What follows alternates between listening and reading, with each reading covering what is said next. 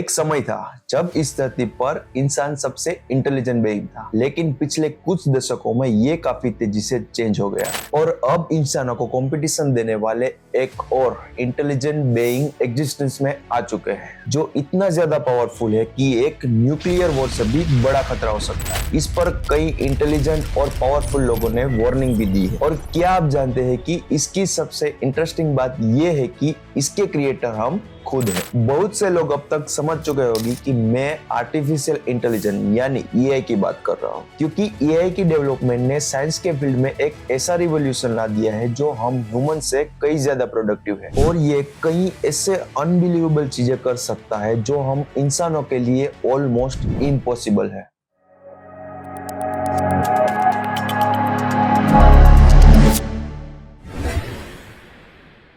अगर हम present time के सबसे एडवांस नॉन ह्यूमंस बीइंग की बात करें तो वो है चैट जीपीटी, जो सिर्फ एक क्लिक में आपके लिए कुछ भी बन सकता है। डॉक्टर से लेकर लॉयर और सॉफ्टवेयर इंजीनियर तक आपके काम को और भी आसान बना सकता है। कई लोगों को यही डर है कि एआई हमारी एग्जिस्टेंस के लिए खतरा न बन जाए, लेकिन इसके बारे में बात करने से पहले चलिए समझ ले कि what is AI and how powerful is it. तो एआई वर्ड को सबसे पहले 1956 में डार्टमाउथ वर्कशॉप में प्रयोग किया गया था और जैसा कि इसके नाम आर्टिफिशियल इंटेलिजेंस से ही पता चलता है, ये एक आर्टिफिशियल प्रोग्राम है जो काफी हद तक ह्यूमन इंटेलिजेंस को मिमिक करने के लिए बनाए जाते हैं और ये करता भी है। और आज के टाइम में एआई ने इंसानों की पूरी दुनिया बदल के रख दी है। जरा आपने चारों ओर देखिए, आपके मोबाइल फोन से लेकर आपके हाथ में बंधी हुई वॉच या फिर आपके घर में लगा हुआ टीवी, इन सब में एआई मौजूद है। इसके अलावा ऑटो पायलट के थ्रू प्लेन्स तक एआई प्रोग्राम से उड़ते हैं और अब तो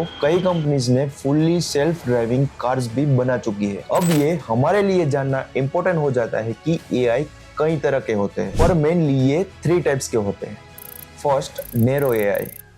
देखो, आप इन्हें फर्स्ट जनरेशन एआई भी कह सकते हैं क्योंकि इनकी कैपेबिलिटी काफी कम होती है और ये एक स्पेसिफिक एरियाज में ही काम करते हैं जिनके लिए उन्हें डिजाइन किया गया होता है। फॉर एग्जांपल, आपके फोन का face recognition camera, self driving car और ऑटो पायलट, ये सभी के सभी नैरो होते हैं जो एक स्पेशल टास्क परफॉर्म करने के लिए डिजाइन किए जाते हैं। Second, general AI.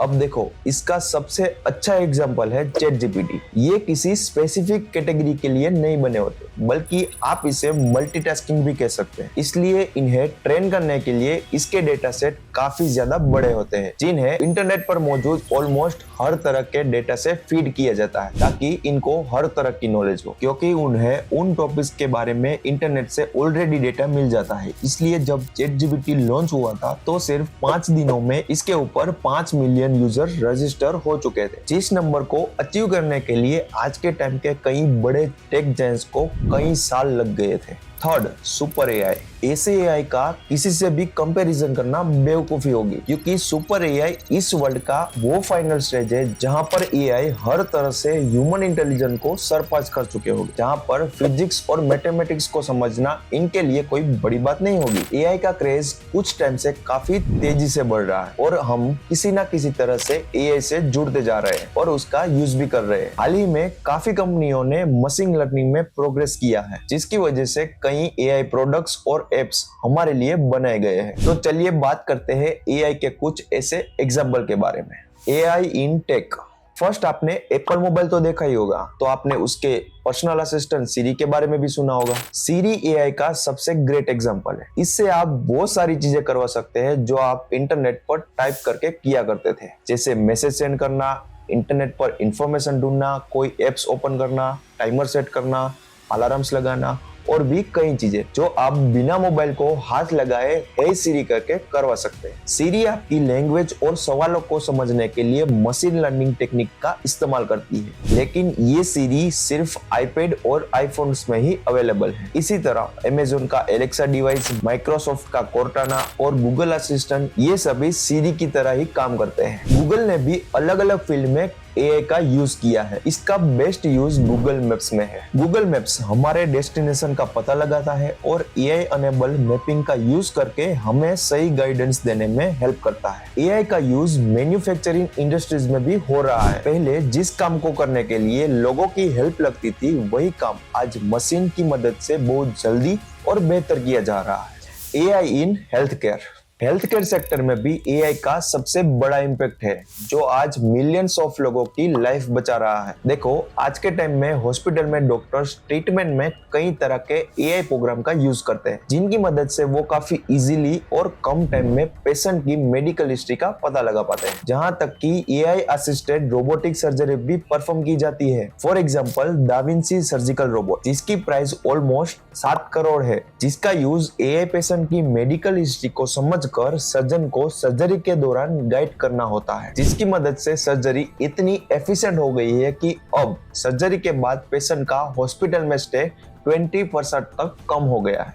AI in space exploration के चलते हम हमेशा इस बात पर गर्व करेंगे कि हम हमारे प्लैनेट और यहाँ तक कि आसपास के स्पेस ऑब्जेक्ट, सोलर सिस्टम और यूनिवर्स के बारे में कितना कुछ जानते हैं। पर क्या आपने कभी ये गौर किया है कि अब तक हम हमारे इस यूनिवर्स और सोलर सिस्टम के बारे में जितना भी कुछ जानते हैं, वो सब AI की मदद से ही पॉसिबल हुआ है। अब चाहे अर्थ के ऑर्बिट में भेजे जाने वाली पहली सैटेलाइट स्पुतनिक सैटेलाइट हो, या फिर चांद की सरफेस पर इंसानों को ले जाने वाला पहला रॉकेट SETN-5 हो, इन सब में आर्टिफिशियल इंटेलिजेंस इन्वॉल्व थी और आज भी है। यहाँ तक कि डीप यूनिवर्स की इमेज प्रोवाइड करने वाला हबल स्पेस टेलीस्कोप या अभी मानव इतिहास का सबसे advance James Webb space telescope, इन सब में आर्टिफिशियल इंटेलिजेंस का यूज होता है, जिसके बिना स्पेस एक्सप्लोरेशन ऑलमोस्ट इम्पॉसिबल था। फॉर एग्जांपल, नासा का ड्रैगन फ्लाई मिशन, जिसे शनि ग्रह के सबसे बड़े मून टाइटन पर भेजा जाने वाला है, इसमें बिल्कुल सेल्फ ड्राइविंग कार्स और ऑटो पायलट प्लेन्स की तरह ऑप्टिकल अवॉइडिंग का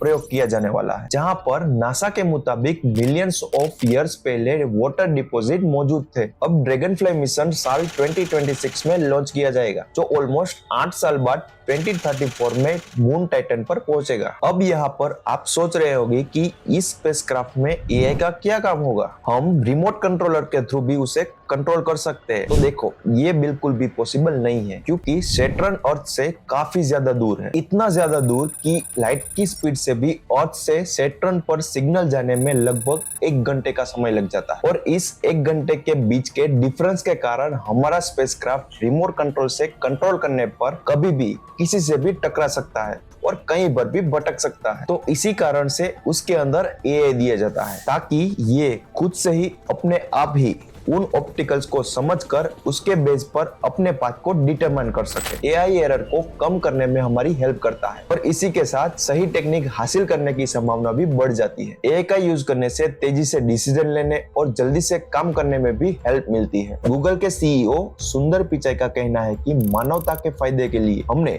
आग और बिजली का इस्तेमाल तो सीख लिया, पर इसके बुरे पहलुओं से उभरना भी जरूरी है। इसी तरह AI भी एक ऐसी टेक्निक है और इसका यूज लोग अपने फायदे के लिए अलग अलग फील्ड में करते हैं, लेकिन सच ये भी है कि इसके जोखिम से बचने का तरीका अगर नहीं ढूंढा जाता तो इसके गंभीर परिणाम भी हो सकते हैं। इन द लास्ट सिर्फ यही कहूंगा कि अभी तक हम ये नहीं जानते कि AI के साथ हमारा भविष्य कैसा होगा। क्या ये हमारे भयंकर सपनों की तरह हमें कंट्रोल करेगा और पूरी ह्यूमैनिटी को मिटा देगा, या फिर ये हमारे साथ जुड़कर ह्यूमैनिटी को और भी ज्यादा पावरफुल बनाएगा? आपको इसके बारे में क्या लगता है, हमें कमेंट सेक्शन में जरूर बताएं। लेकिन एक बात बता दूं कि कोई ऐसा जीव नहीं है जो ह्यूमैनिटी को मिटा सके, लेकिन AI तो हमारी अपनी डेवलपमेंट है, ये हमारी खुद की खोज है। तो क्या ये सच में एक बुरा सपना बन सकता है? तो ये थी AI के बारे में कुछ इंटरेस्टिंग बातें। तो अगर आपको आज का वीडियो अच्छा लगा हो तो इसे लाइक करें और अपने दोस्तों के साथ जरूर शेयर करें, और ऐसे ही इंटरेस्टिंग फैक्ट्स के बारे में जानने के लिए हमारी चैनल को सब्सक्राइब करें।